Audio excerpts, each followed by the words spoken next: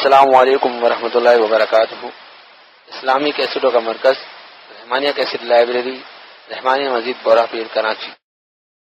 الحمد للہ نحمده ونستعینه ونستغفره ونعوذ باللہ من شرور انفسنا ومن سیئات اعمالنا، من يهده الله فلا مضل له ومن يضلل فلا هادي له، وأشهد أن لا إله إلا الله وحده لا شريك له، وأشهد أن محمدا عبده ورسوله، أما بعد فإن أصدق الكلام كلام الله، وأحسن الهدي هدي محمد صلى الله تعالى عليه وسلم، وشر الأمور محدثاتها، وكل محدثة بدعة، وكل بدعة ضلالة، وكل ضلالة في النار۔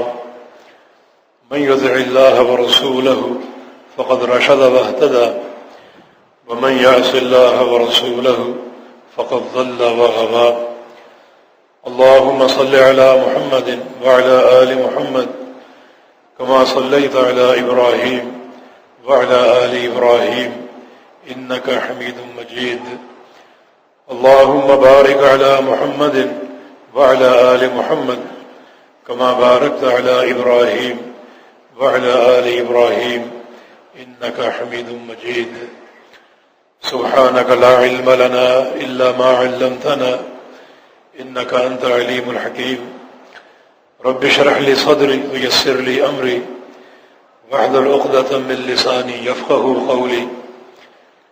لقد قال الله سبحانه وتعالى: أعوذ بالله من الشيطان الرجيم، من همزه ونفخه ونفثه، بسم الله الرحمن الرحيم۔ يا أيها الذين آمنوا أطيعوا الله وأطيعوا الرسول وأولي الأمر منكم، فإن تنازعتم في شيء فردوه إلى الله والرسول إن كنتم تؤمنون بالله واليوم الآخر، ذلك خير وأحسن تأويلا۔ رسول کریم صلی اللہ علیہ وسلم کی ایک حدیث جو مسند احمد اور سنن نبی داؤد میں صحیح سند کے ساتھ مروی ہے، اور آپ اکثر وہ سنتے رہتے ہیں، لیکن ایک یاد دہانی کے طور پر اور تذکیراً وہ حدیث بیان کر رہا ہوں۔ اس کے راوی صحابی رسول ابو نجیح ارباز ابن ساریہ رضی اللہ تعالی عنہ ہیں۔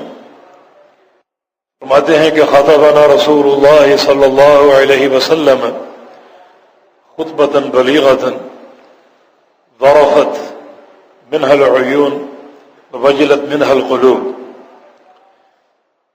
ایک روز ہمیں رسول اکرم صلی اللہ علیہ وسلم نے ایک بڑا مؤثر اور بلیغ خطبہ ارشاد فرمایا، جسے سن کر تمام صحابہ رو پڑے اور سب کے رونگٹے کھڑے ہو گئے۔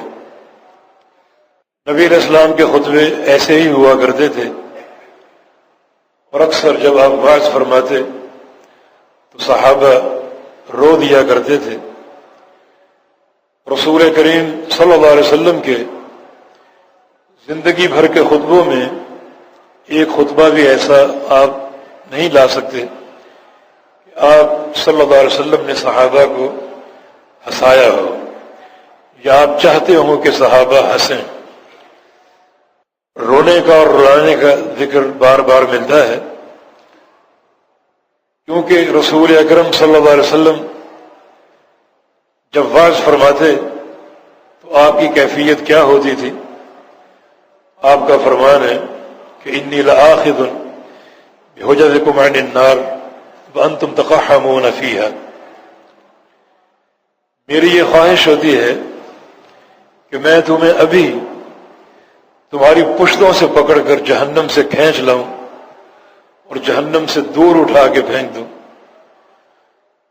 تمہاری خواہش جہنم میں گرنے کی ہوتی ہے، اور میری خواہش جہنم سے بچانے کی ہوتی۔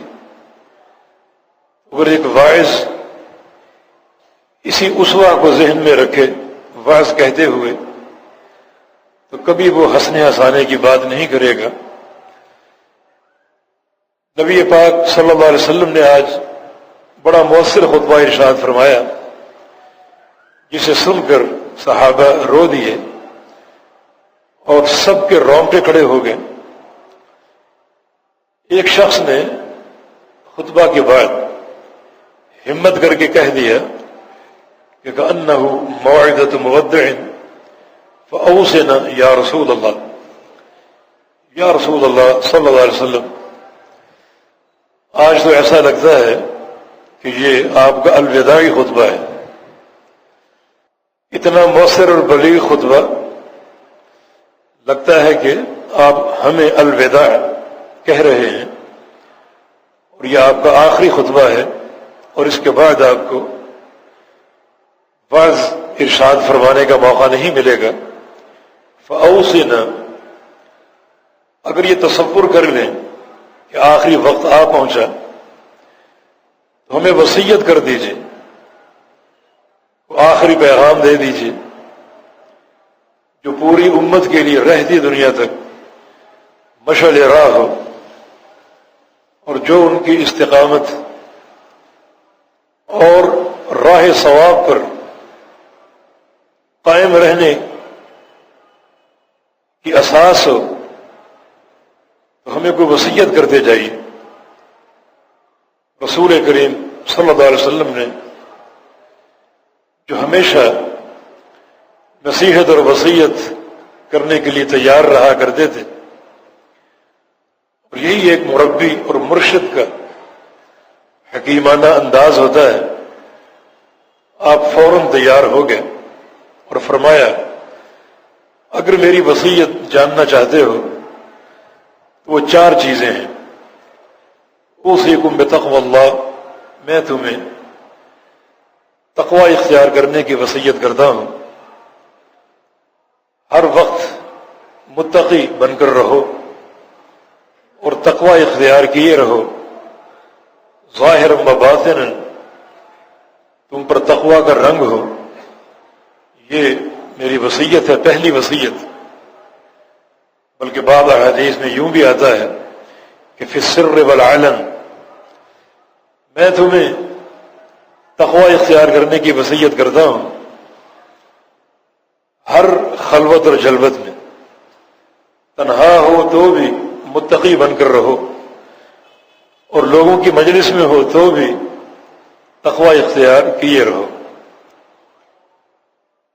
ایک حدیث میں نبی علیہ السلام کا فرمان ہے، اتق اللہ حیث ما کنت، تو جہاں بھی چلا جائے تقوی کے ساتھ رہ، گھر میں ہو تو بھی، دکان میں ہو تو بھی، مسجد میں، بازار میں، سفر میں، حضر میں، تقوی کے ساتھ رہو۔ یہ بڑی جامع وصیت ہے جو اللہ تعالیٰ نے قرآن پاک میں تمام اولین و آخرین کو فرمائی ہے۔ وَلَقَدْ وَصَّيْنَا الَّذِينَ أُوتُوا الْكِتَابَ مِنْ قَبْلِكُمْ وَإِيَّاكُمْ أَنِ اتَّقُوا اللَّهَ، ہم نے تم سے پہلے جس قوم کو کتاب دی، جس قوم کو کتاب دی اسے بھی اور تمہیں بھی ایک ہی وصیت دیتے ہیں کہ اتقوا اللہ، اللہ سے ڈر جاؤ اور تقوی اختیار کرو۔ تقوی کا سیدھا سادہ مفہوم یہ ہے کہ اپنے اوپر کتاب و سنت کی تنفیذ کر لو، جہاں بھی ہو تقوی کے ساتھ رہو۔ ہر مقام پر رہنے کے لیے پیغمبر علیہ السلام کا اسوہ موجود ہے۔ نبی علیہ السلام گھر میں کیسے ہوتے تھے تم بھی ویسے بن کر رہو، بازار میں کیسے ہوتے تھے تم بھی ویسے بن کر رہو، مسجد میں آپ کا اسوہ کیا تھا اور تعامل کیا تھا تم بھی وہی اختیار کرو، سفر میں، حضر میں آپ صلی اللہ علیہ وسلم کا اسوہ اور سنت کیا تھی تم اسے اپناؤ، یہ تقوی ہے۔ دوسری وصیت یہ فرمائی، وَالسَّمْعِ وَالطَّاعَةِ وَلَوْ أُمِّرَ عَلَيْكُمْ عَبْدٌ حَبَشِيٌّ، اور تم اپنے حکمران کی، اپنے امیر کی، اپنے حاکم کی سمع اور اطاعت کرو، اس کی بات سنو اور اس کو قبول کرو اور اس کی اطاعت کرو. خواہ تمہارا حاکم حبشہ کا سیاہ غلام کیوں نہ ہو،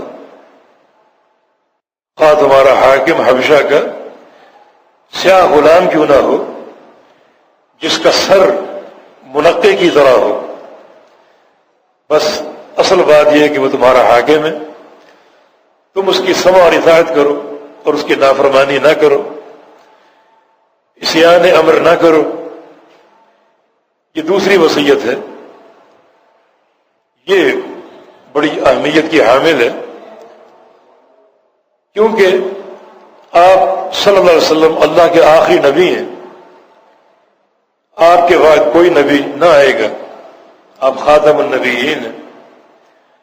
اب قیامت تک جو امت کے معاملات اور امت کی اصلاح کا مدار ہے وہ دو جہتیں ہیں. ایک جہت علماء کی ہے اور دوسری جہت حکام وقت کی ہے. یا ایھا الذین آمنوا اطیعوا اللہ واطیعوا الرسول واولی الامر منکم، اے ایمان والو اللہ اور اس کے رسول کی اطاعت کرو اور اولو الامر کی بھی. اولو الامر کی دو تفسیریں ہیں، اولو الامر علماء ہیں اور اولو الامر حکام ہیں. فَإِن تَنَازَعْتُمْ فِي شَيْءٍ فَرُدُّوهُ إِلَى اللَّهِ وَالرَّسُولِ، اگر تمہارا اختلاف ہو جائے کسی بھی مسئلے میں، خواہ وہ اختلاف علماء سے ہو یا وہ اختلاف حکام سے ہو، اسے تم لوٹا دو اللہ اور اس کے رسول کی طرف. فوراً سر جوڑ کر بیٹھ جاؤ. اس اختلاف میں کتاب و سنت کی رہنمائی کیا ہے اسے قبول کر لو. اختلاف ہونا عین ممکن ہے مگر اختلاف کا باقی رہنا معیوب ہے. اسے حل ہونا چاہیے اور فوری، کیونکہ تمہارے بیچ اللہ تعالیٰ کی وحی کا نور موجود ہے جو قیامت تک موجود رہے گا. انا نحن نزلنا الذکر وانا له لحافظون، اس کتاب و سنت کو ہم نے اتارا اور ہم ہی اس کے محافظ ہیں. لن یزال فیکم، کہ قرآن و حدیث تم میں ہمیشہ موجود رہیں گے اپنی اصل شکل میں. یہ جب موجود رہیں گے تو اختلاف کا باقی رہنا چہ معنی دارت. بس فوراً جمع ہو جاؤ اور محل اختلاف کا تعین کرو اور اس کو لوٹا دو اللہ اور اس کے رسول کی طرف اور فوراً مسئلے کو حل کر کے اٹھ جاؤ تاکہ امت کا قوام اور اصلاح کا جو ایک مدار ہے وہ قائم رہے. یہ شریعت کی ہدایت ہے. رسول کریم صلی اللہ علیہ وسلم بالخصوص اپنی عمر مبارک کے آخری حصے میں اس قسم کے فرامین ارشاد فرما گئے. ابو امامہ الباہلی رضی اللہ عنہ فرماتے ہیں کہ پیارے پیغمبر محمد الرسول اللہ صلی اللہ علیہ وسلم نے حجۃ الوداع کے موقع پر ایک بار خطبہ ارشاد فرمایا. اس خطبے میں یہ جملے بھی تھے کہ ایھا الناس اتقوا اللہ، اے لوگو اللہ سے ڈر جاؤ. وَأَقِیمُوا صَلَاتَکُمْ وَصُومُوا شَہْرَکُمْ وَأَدُّوا زَکَاةَ أَمْوَالِکُمْ وَأَطِیعُوا أُمَرَاءَکُمْ تَدْخُلُوا جَنَّةَ رَبِّکُمْ. اے لوگو اللہ سے ڈر جاؤ اور اپنی نمازیں قائم رکھو، رمضان کے روزے رکھو اور اپنے مال کی زکاتیں ادا کرتے رہو اور اپنے حکام کی فرمانبرداری کرتے رہو. اگر تم یہ کام انجام دیتے رہو گے تو تدخلوا جنت ربکم، اپنے رب کی جنت میں داخل ہو جاؤ گے. ہاں شریعت نے حکام کی اطاعت کو مقید کیا ہے کہ یقودکم بکتاب اللہ وسنت رسولہ. اگر تمہارا حاکم تمہاری قیادت کتاب و سنت کے ساتھ کرتا ہے تو اس کی سمع و اطاعت ہے، اور اگر وہ کتاب و سنت کے ساتھ نہیں کرتا تو اس کی بات سن لو لیکن قبول نہ کرو. فرمایا کہ لا طاعۃ المخلوق فی معصیۃ الخالق، کسی مخلوق کی اطاعت اس امر میں جائز نہیں ہے جس میں خالق کی نافرمانی بن رہی ہو، کسی ایسے مسئلے میں آپ اگر کسی حاکم کی ہدایت کریں اور وہ خالق کی نافرمانی بن رہی ہو تو یہ جائز نہیں ہے۔ حکام کی اطاعت کرو اپنے خالق کی اطاعت میں، اور ان کی اطاعت رب العزت کی نافرمانی میں جائز نہیں ہے۔ لیکن صرف اطاعت سے گریز کرو، ان کے معاملے کو فتنہ میں داخل کرنے کی کوشش نہ کرو اور علم بغاوت بلند کرنے کی کوشش نہ کرو۔ شریعت نے اس تعلق سے بڑے واضح احکام دیے ہیں۔ ایک حدیث میں نبی علیہ السلام کا فرمان ہے، من کرہ من امیرہ شیئا فلیصبر فإنہ من خرج شبرا مات میتۃ جاہلیہ۔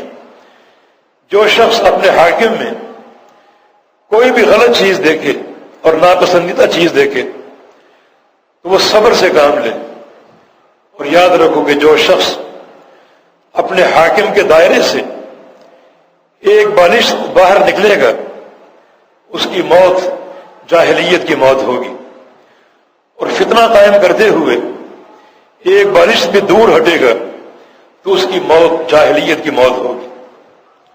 ایک اور حدیث مسلم کی، نبی علیہ السلام سے سوال ہوا ان قامت علینا الامراء، یا رسول اللہ صلی اللہ علیہ وسلم اگر ہم پر ایسے امراء مسلط ہو جائیں، یسألون حقهم ویمنعون حقنا، جو ہم سے اپنے ایک ایک حق کو طلب کر لیں، حاصل کر لیں،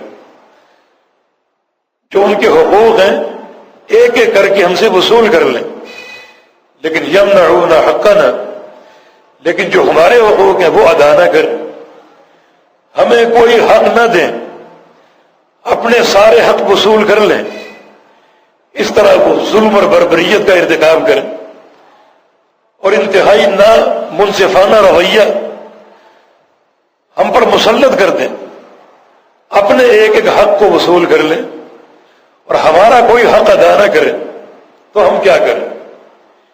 نبی علیہ السلام یہ سوال سن کر غصے سے بھر گئے، کیونکہ اس سوال کا منشا یہ تھا کہ ہم اپنے حق حاصل کرنے کے لیے میدان میں آ جائیں اور نافرمانی کا علم بلند کر دیں، یہ کہنے والے کا مقصد تھا۔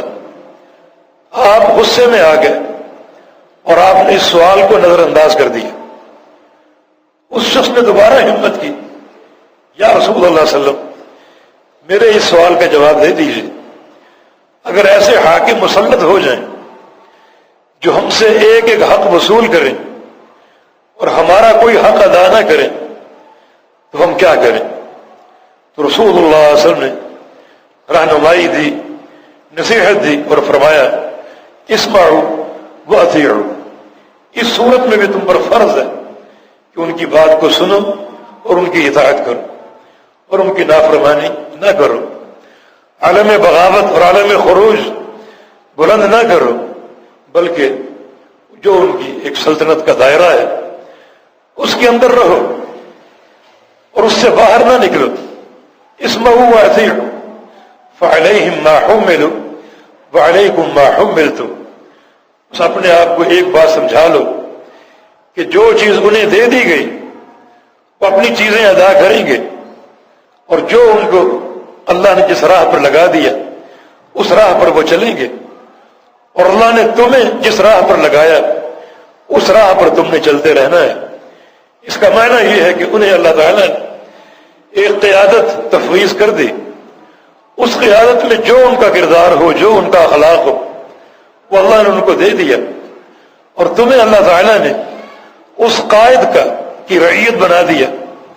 تمہیں اپنا کردار ادا کرنا چاہیے، صبر کے ساتھ، عزیمت کے ساتھ اور سمع و اطاعت کے ساتھ، نہ کہ کسی فتنہ کے ساتھ، اور جو کردار انہیں سونپا گیا ہے وہ ادا کرتے رہیں گے۔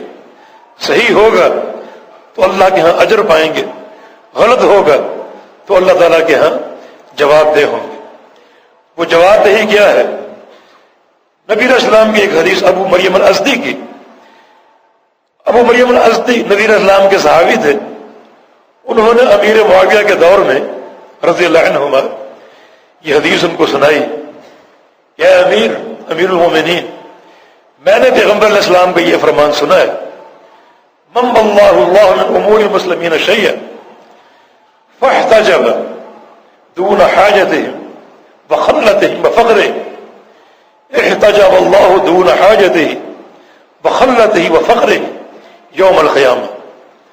اللہ تعالی جس شخص کو بھی میری امت کے معاملات سونپ دے، حکومت دے دے، منصب دے دے، عہدہ دے دے، اور وہ شخص میری امت کے کی جو ضرورتیں ہیں، ان کی حاجات ہیں، اور جو ان کا فقر ہے اور جو ان کا احتیاج ہے، ان کے ورے چھپ جائے اور وہ ادا نہ کرے، امت تڑپ رہی ہے، بلک رہی، مگر وہ ان کے فقر کو دور نہیں کرتا اور ان کی حاجات کو دور نہیں کرتا، احتجب اللہ دون حاجتہ وفقرہ وخلتہ، کل جب قیامت کا دن ہوگا، اس دن یہ راعی، یہ حاکم، بڑی اس کی حاجتیں اور ضرورتیں ہوگی، اور بڑے یہ قحط اور فقر میں ہوگا، اور اللہ تعالی اس کی حاجتیں اور ضرورتیں اور اس کے فقر کو پورا کرنے سے چھپ جائے گا کہ تو دنیا میں چھپ گیا تھا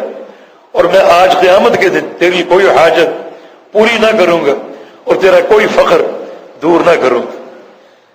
دنیا کی حاجتیں پھر بھی پوری ہو سکتی ہیں اور دنیا کا فقر پھر بھی دور ہو سکتا ہے، دور نہ بھی ہو اس کا دورانیہ ہی کتنا ہے، چند سال صبر اور برداشت، لیکن قیامت کا فقر اور قیامت کی حاجت اگر پوری نہ ہو ہوئی، یہ شخص بڑا خسارے میں ہوگا۔ تو نبی علیہ السلام کا یہ فرمان ابو مریم ازدی نے امیر معاویہ کو سنایا۔ امیر معاویہ رضی اللہ عنہ اس قدر گھبرا گئے اور خوف میں آ گئے کہ انہوں نے باقاعدہ لوگ مقرر کر دیے کہ تم گلیوں میں گھومو پھرو کہ میری رعیت میں کوئی محتاج تو نہیں ہے، کوئی فقیر تو نہیں ہے، کوئی حاجت مند تو نہیں ہے، کوئی ضرورت مند تو نہیں ہے، ان کے مسائل میرے سامنے پیش کرو تاکہ میں ان کے فقر کو دور کروں اور ان کی حاجتوں کو دور کروں۔ یہ اللہ کے پیارے پیغمبر کا فرمان کہ اللہ تعالیٰ نے انہیں حکام کو جس راہ پر لگایا اس راہ پر وہ چل رہے ہیں، اچھا ہو تو اجر کے مستحق ہیں، برا ہو تو مسئولیت ہوگی، اور تمہیں اللہ تعالیٰ نے جو مقام دے دیا تم اس پر چلو، صبر کے ساتھ، عزیمت کے ساتھ اور استقامت کے ساتھ، تمہیں اللہ کے یہاں صبر کا صلہ ملے گا۔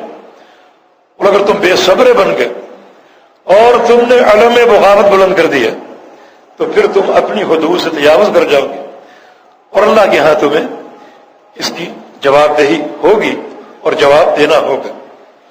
صحیح مسلم کی ایک اور حدیث ہے، رسول اکرم صلی اللہ علیہ وسلم کا فرمان ہے، خیار ائمتکم الذین تحبونہم یحبونکم وتصلون علیہم ویصلون علیکم وشرار ائمتکم الذین تبغضونہم ویبغضونکم وتلعنون علیہم ویلعنون علیکم۔ تمہارے بہترین حاکم وہ ہیں جو تم سے محبت کریں، جن کے دلوں میں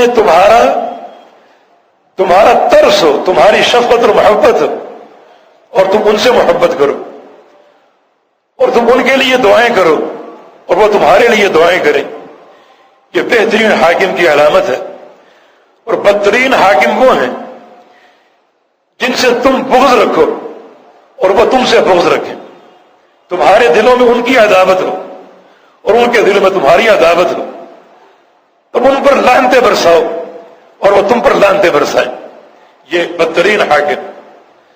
تو ایک سائل نے سوال کیا، افلا ننابذہم یا رسول اللہ صلی اللہ علیہ وسلم، اگر یہ برے حکام ہم پر مسلط ہوں تو کیا ہم ان سے بغاوت اختیار نہ کریں، ان سے اقتدار چھین نہ لیں، ان کی نافرمانی نہ کریں، ان سے خروج اختیار نہ کریں، جس کو آج سول نافرمانی کہا جاتا ہے؟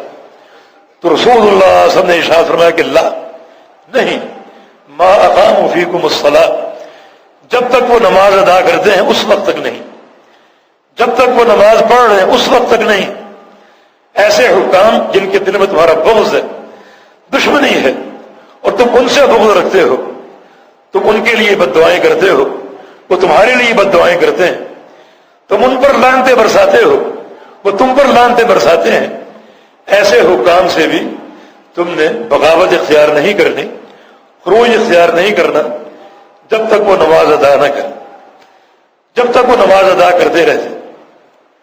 اچھا، اگر وہ نماز ادا نہ کرتے ہو پھر بغاوت جائز ہے؟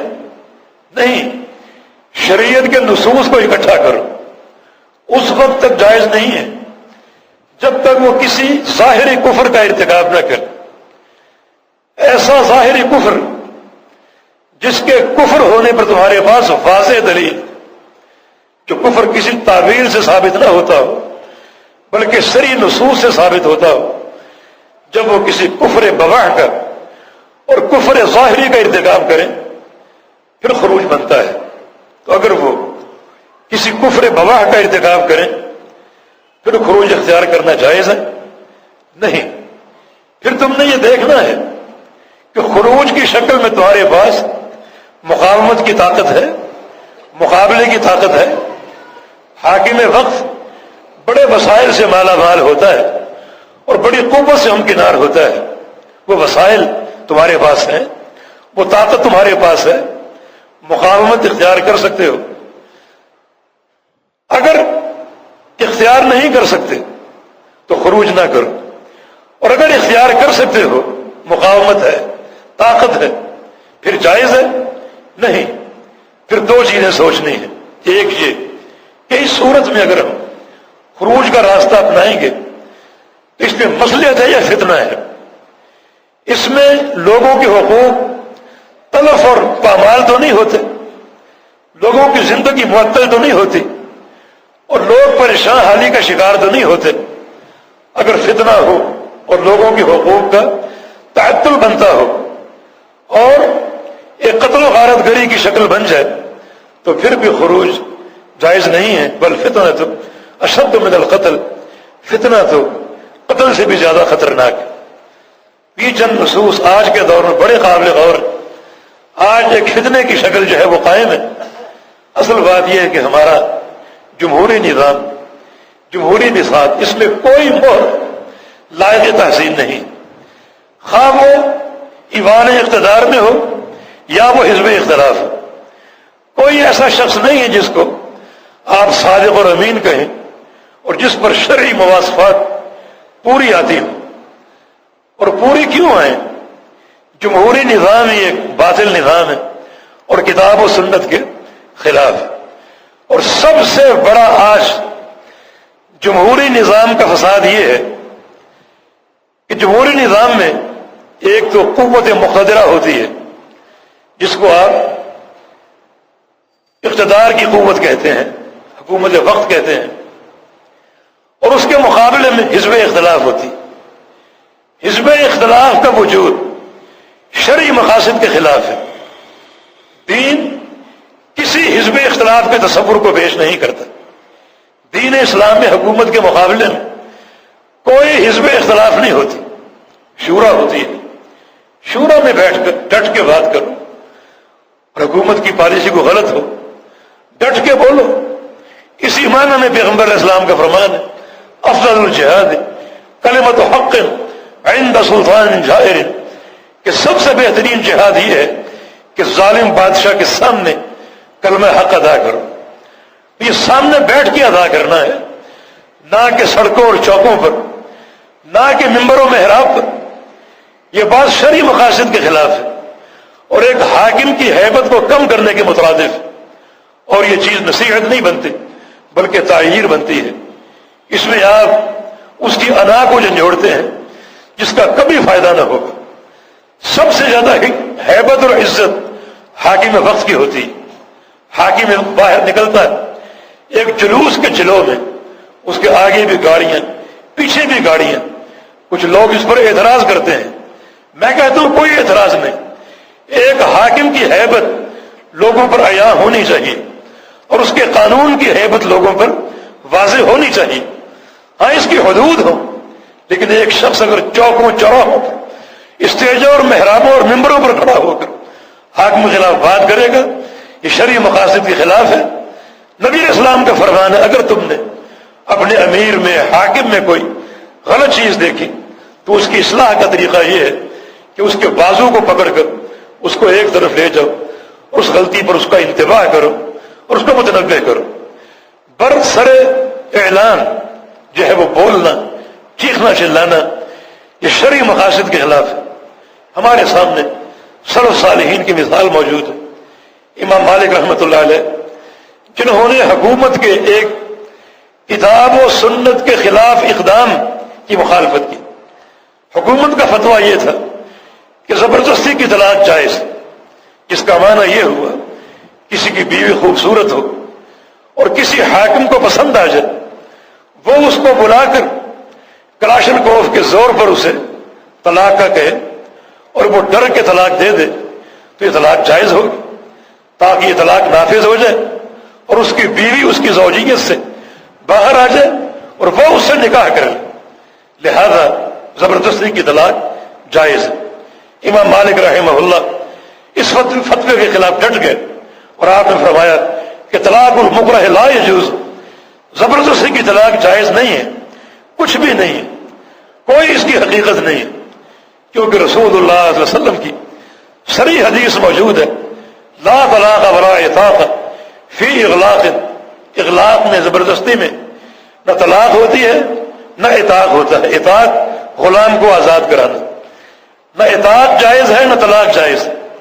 اس کے خلاف آپ ڈٹ گئے، آپ کو سزائیں دی گئیں، گرفتار کیا گیا، کوڑے مارے گئے، حتیٰ کہ اس امام وقت، اس محدث وقت جس کا لقب امام دارالہجرہ، مدینہ کا امام، نبی علیہ السلام کی ہجرت کے مستقر کا امام، اسے ذلیل کیا گیا اس طرح کہ جیل سے باہر نکال کر منہ کالا کیا گیا اور ایک گدھے پر بٹھا کر حکم دیا گیا کہ مدینے کی گلیوں میں ان کو گھماؤ اور پھراؤ تاکہ دنیا ان کی ذلت کا مشاہدہ کرے۔ چنانچہ گدھے پر بٹھایا گیا، منہ سیاہ کر کے، اور مدینے کی گلیوں میں ان کو گھمایا اور پھرایا گیا۔ مسجد نبوی کے وارث، یہ ان کی اہانت کی گئی۔ اللہ اکبر۔ امام مالک رحمہ اللہ بڑے صبر و استقلال سے اس فتنے کو برداشت کرتے ہیں، انتظار کر رہے ہیں۔ جب ایک بڑے بازار میں پہنچ گئے اور ایک جمع غفیر جمع ہو گیا تو اپنی سواری پر کھڑے ہو گئے اور فرمایا من عرفنی فقد عرفنی ومن لم يعرفنی فانا مالک بن انس الاشجعی الانصاری وانا اقول طلاق المکرہ لیس بشیء۔ لوگوں، جو مجھے جانتا ہے وہ جانتا ہے، جو نہیں پہچانتا وہ پہچان لے کہ میں امام مالک ہوں، آپ کا امام اور مسجد نبوی کا امام اور اس منبر کا وارث، اس مسند کا وارث میں مالک ابن انس ہوں، اور میری غلطی صرف یہ ہے کہ میں پیغمبر اسلام کے فرمان کے پیش نظر یہ فتویٰ دے رہا ہوں کہ زبردستی کی طلاق جائز نہیں۔ آپ اگر ایک حکم دے دیتے بغاوت کا کہ لوگوں تم اکٹھے ہو، علم بغاوت بلند کر دو اور تم نافرمانی اختیار کر لو، تو لوگ تو آپ کے حکم کے منتظر تھے، لیکن نہیں، اس طرح برسر عام حکام کی اہانت شرعی مقاصد کے خلاف اتنی بات کر کے اور اپنا کلمہ حق کہہ کر آپ بیٹھ گئے۔ اسی طرح امام احمد بن حنبل، ان کے دور میں حکام وقت نے ایک فتویٰ نافذ کیا کہ قرآن جو ہے وہ مخلوق ہے، کلام اللہ نہیں بلکہ مخلوق ہے۔ امام احمد بن حنبل اس فتوے کے خلاف ڈٹ گئے اور فرمایا کہ القرآن کلام اللہ لیس بمخلوق، قرآن تو اللہ کا کلام ہے، مخلوق نہیں ہے۔ آپ کو پکڑا گیا، طویل قصہ ہے، جیل میں ڈالا گیا اور بڑے کوڑے برسائے گئے، لہو لہان کر دیا گیا۔ ان کے بیٹے کا بیان ہے کہ ایک بار رہائی کے بعد ہم نے اپنے والد سے پوچھا کہ ایک وقت میں آپ پر کتنے کوڑے مارتے تھے؟ فرمایا کہ میں گنتا نہیں تھا، لیکن ایک دن میں نے گنتی شروع کی، 38 کوڑے گنے، پھر میں بے ہوش ہو گیا، پھر مجھے علم نہیں کتنے کوڑے مارے، تو چھوڑ دیا، لیکن ایک وقت میں 38 کوڑے مجھے انہوں نے مارے، اور کوڑے مارنے کا انداز یہ تھا کہ 10 جلاد مقرر ہوتے، ایک جلاد تازہ دم پوری قوت سے ایک کوڑا مارتا اور پیچھے ہٹ جاتا، پھر دوسرا آ جاتا. اس طرح امام مالک رحمہ اللہ اور امام احمد بن حنبل پر ظلم کیا گیا، اور یہ ظلم 3 بادشاہتوں تک قائم رہا. ایک حاکم آیا وہ مر گیا، دوسرا آیا وہ مر گیا، تیسرا آیا وہ مر گیا. 3 حکام کا ظلم آپ نے برداشت کیا، لیکن حکام کے خلاف فتویٰ بازی نہیں کی، کلمہ حق بلند کیا. لوگ کوڑے مارتے، فرماتے ایذونی بشیء من کتاب اللہ و سنت رسولہ. اگر میرے سر کو جھکانا ہے تو بڑا آسان کام ہے، مجھے کتاب و سنت کی دلیل دے دو، میں مان جاؤں گا، کوڑوں سے نہیں مانوں گا. کتاب و سنت کی دلیل پیش کر دو، میں قبول کر لوں گا. 3 بادشاہتیں ختم ہو گئی. امام احمد بن حنبل کو مارتے مارتے اور پیٹتے پیٹتے صبر کیا. امام احمد بن حنبل کا قول ہے لو کانت لی دعوۃ مستجابہ لجعلتها لامیر المؤمنین. اگر اللہ تعالیٰ مجھے کوئی مستجاب دعا دے دے کہ تم دعا کر لو وہ قبول کر لوں گا، تو میں وہ دعا خود کرنے کی بجائے اپنے امیر کو دے دوں گا. کون امیر؟ جو پشت پر کوڑے مار رہا ہے. کون امیر؟ جس نے قید و بند کی صعوبتوں میں جھونک ڈالا. اللہ اکبر. یہ ہمارے سلف کا موقف، ان کا صبر اور ان کا عقیدہ. جیسا بھی ظلم ہو لیکن برسر عام فتنہ بھڑکانا اور ان کی نافرمانی کا اعلان کرنا اور لوگوں کو اکسانا، یہ سلف صالحین کا موقف نہیں تھا. رسول اللہ صلی اللہ علیہ وسلم کی حدیث ہے من اہان السلطان اہانہ اللہ. جو وقت کے حاکم کی اہانت کرے اللہ اس کو ذلیل کر دے گا اور اللہ اس کو رسوا کر دے گا. لیکن یہ بات میں شروع میں عرض کر چکا کہ ہماری سیاسی بساط میں کوئی مہرہ صادق و امین نہیں ہے اور کوئی لائق تحسین نہیں ہے. لیکن اب حکومت بن چکی، جیسے بھی بنی اور امر مستقل ہو چکا، نظام چل رہا ہے تو اس کو چلنا چاہیے. اس طرح فتنے بھڑکا کر جو سول نافرمانی پر اکسانا اور خروج اور بغاوت کا علم بلند کرنا شرعی مقاصد کے خلاف ہے. حکام وقت اپنی ذمہ داریوں کو پورا کریں. رسول اللہ صلی اللہ علیہ وسلم کی حدیث ہے سبعۃ یظلھم اللہ فی ظلہ یوم لا ظل الا ظلہ. اللہ تعالیٰ 7 قسم کے انسانوں کو قیامت کے دن اپنا سایہ عطا فرما دے گا، یا اپنے عرش کا سایہ عطا فرما دے گا. جب سورج 1 میل کے فاصلے پر ہوگا اللہ انہیں اپنے سائے میں لے لے گا. ان میں پہلا انسان الامام العادل، وہ حاکم جو حکومت سنبھال کر عدل سے کام لے، اللہ کے بارے میں، اللہ کے دین کے بارے میں اور اپنی رعیت کے بارے میں. رسول اللہ صلی اللہ علیہ وسلم کا فرمان ہے کلکم راع وکلکم مسئول عن رعیتہ. تم میں سے ہر شخص راعی ہے، حاکم ہے، اور ہر شخص اپنی رعیت کے بارے میں سوال کیا جائے گا. الامام راع ومسئول عن رعیتہ. وقت کا حاکم جو ہے وہ بھی راعی ہے اور اس کی پوری رعیت، اس کی مسئولیت اور ذمہ داری اس کے سر پہ قائم ہے، اور قیامت کے دن اس کو اس کی جواب دہی ہوگی اور باز پرس ہوگی. ہر شخص کسی نہ کسی طور راعی ہے اور اس کی رعیت میں کوئی نہ کوئی فرد آتا ہے. 1 آئے، 2 آئے، 10 آئے، 1000 آئے، لاکھوں یا کروڑ آئے، مگر یہ مسئولیت ہے اور یہ مسئولیت قیامت کے دن سامنے لائی جائے گی اور اس کے بارے میں بڑی باز پرس ہوگی اور بڑی جو ہے وہ جواب دہی ہوگی. اسی لیے پیغمبر علیہ السلام کا فرمان ہے کہ انکم ستحرصون علی الامارہ وانھا تکون ندامۃ یوم القیامہ. کہ تم ان قریب ایک دور آئے گا تم حکومت، منصب اور اقتدار کی بڑی حرص کرو گے، اس کو اچھل اچھل کر حاصل کرو گے، مال خرچ کر کے اس کو حاصل کرنے کی کوشش کرو گے. میری بات سن لو، انھا ستکون ندامۃ یوم القیامہ. یہ عہدے کی طلب اور حرص قیامت کے دن سوائے ندامت کے، حسرت کر خسارے کے کچھ نہ ہوگا. لمبا خسارہ قیامت کے دن جھیلنا پڑے گا اور برداشت کرنا پڑے گا. اور یہ بھی جمہوریت کے مفاسد میں سے کہ ایک شخص عہدہ طلب کرتا ہے اور اپنے آپ کو امیدواروں کی لسٹ میں جو ہے وہ لکھواتا ہے تاکہ مجھے منصب مل جائے، مجھے کرسی مل جائے، اسمبلی تک رسائی ہو جائے. اور پیارے پیغمبر نے اپنے صحابی ابو ذر غفاری سے فرمایا ابو ذر میں تمہیں وہ چیز بتاتا ہوں جو مجھے خود پسند ہے. انی احب لک ما احب لنفسی. میں تیرے لیے وہ چیز پسند کرتا ہوں جو اپنے لیے کرتا ہوں. کہ لا تعمرن علی اثنین، کہ تو دو افراد کی بھی حکومت قبول نہ کرنا، دو افراد کی سربراہی بھی قبول نہ کرنا۔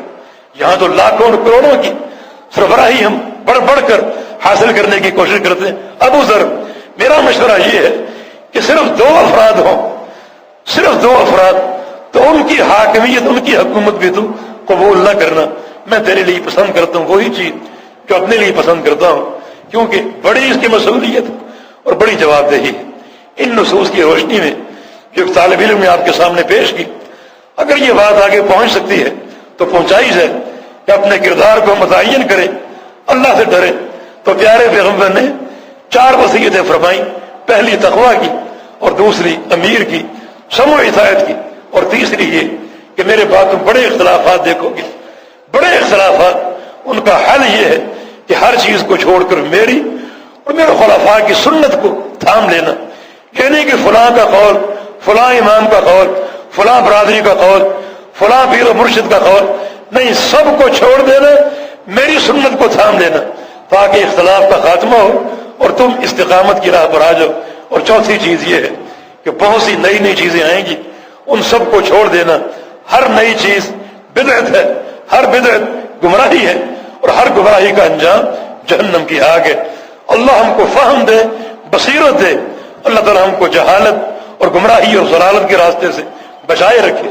کوئی بھی کیفیت ہو، کوئی بھی صورت حال ہو، اللہ تعالیٰ ہمیں کتاب و سنت کے دامن کو تھامے رہنے کی توفیق عطا فرما دے۔